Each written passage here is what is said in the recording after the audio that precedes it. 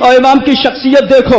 ایک سوال کیا گیا, اے امام احمد رضا یہ بتاؤ مصطفیٰ نے اپنی زندگی میں کبھی اذان دیا ہے کہ نہیں دیا ہے؟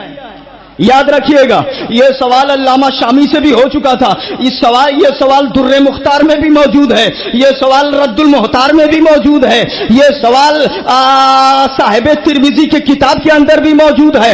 اعلیٰ حضرت سے جب پوچھا گیا کہ مصطفیٰ نے اذان دی ہے کہ نہیں, فتاوی رضویہ جلدوں کھولیے, اس کے اندر لکھا ہے الاستفتاء ما قولکم ایھا العلماء رحمکم اللہ ربکم فی اذان رسول اللہ صلی اللہ علیہ وسلم. سوال عربی میں کیا گیا ہے, جواب بھی امام احمد رضا نے عربی ہی میں دیا ہے. سبحان اللہ.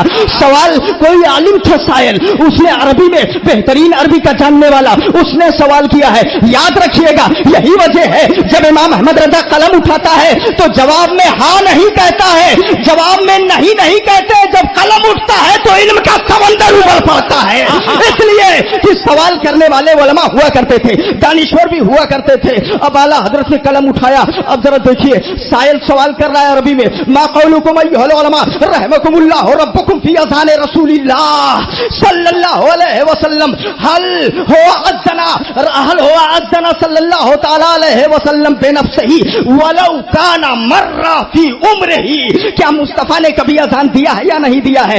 اگرچہ زندگی میں ایک ہی بار دیا ہو, کبھی ایسا ہوا ہے کہ نہیں ہوا ہے؟ در مختار دیکھو تو پتہ لگے گا. تو اعلیٰ حضرت بولے وقال فی در مختار وفی الضیاء اذن رسول اللہ صلی اللہ علیہ وسلم, اذن رسول اللہ صلی اللہ علیہ وسلم واقام وصلی الظہر وہکذا فی رد المحتار. امام احمد رضا نے فرمایا کہ نبی نے اذان دیا ہے. وہ در مختار کی عبارت نقل کی کہ در مختار میں ہے کہ نبی نے اذان دیا ہے, ایسا ہی رد المحتار بھی لکھا ہے کہ نبی نے اذان.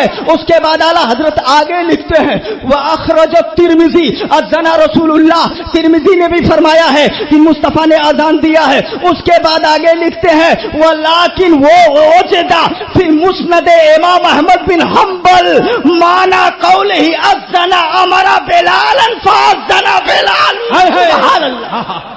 توجہ علماء کی, علماء کی توجہ. سب تو ایسے کہتے چلے گئے ٹھیک ایک بات.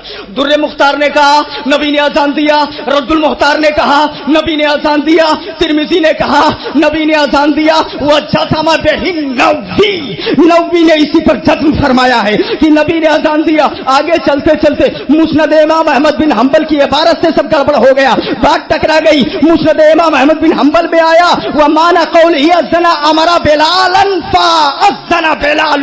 مصطفیٰ نے بلال کو حکم دیا تو بلال نے اذان کہا, یہ مانا ہے. اتنا نقل کرنے کے بعد در مختار کو سن لیا, رد المحتار کو سن لیا, ترمذی کو سن لیا, مسند امام احمد بن حنبل کو سن لیا. اب اگر جذبہ ہے تو احمد رضا کی بھی سن لو, اعلیٰ حضرت کی بھی سن لو. اعلیٰ حضرت بولے اقول, میں کہتا ہوں مصطفیٰ نے اذان دیا ہے. بولے تحفہ کی عبارت ہے اذن رسول اللہ وقام فی تشہدہ اشہد انی رسول اللہ, اشہد انی رسول اللہ. سبحان اللہ. نعرہ تکبیر, نعرہ رسالت, جشن عید میلاد النبی, عرس مشاہد ملت, شہزاد گانے مظہر اعلیٰ حضرت. سبحان اللہ. آپ کے لیے بات تھوڑی سخت تو نہیں ہو گئی, ٹف تو نہیں ہو گئی. ہاں وہ تھوڑا, اب اعلیٰ حضرت کی جب تحقیق آئے گی تو پھر کیا کیا جائے گا نا. اچھوں کے ماتھے سے پسینہ آنے لگتا ہے, قادری خود پسینہ آنے لگتا ہے, تو آپ کا کیا حال ہے آپ سوچئے. تو بات تھوڑی سخت تھی. اعلیٰ حضرت بولے مصطفیٰ نے اذان دیا ہے, اور دلیل کیا پیش کیا؟ تحفے کی عبارت مالک ابن حجر مکی کی.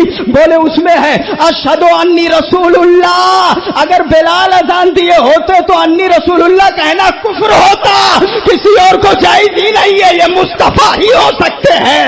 یہ تحقیق ہے امام احمد رضا کی.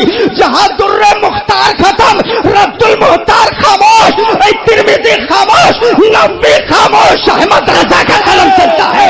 اعلیٰ حضرت بولا کرتے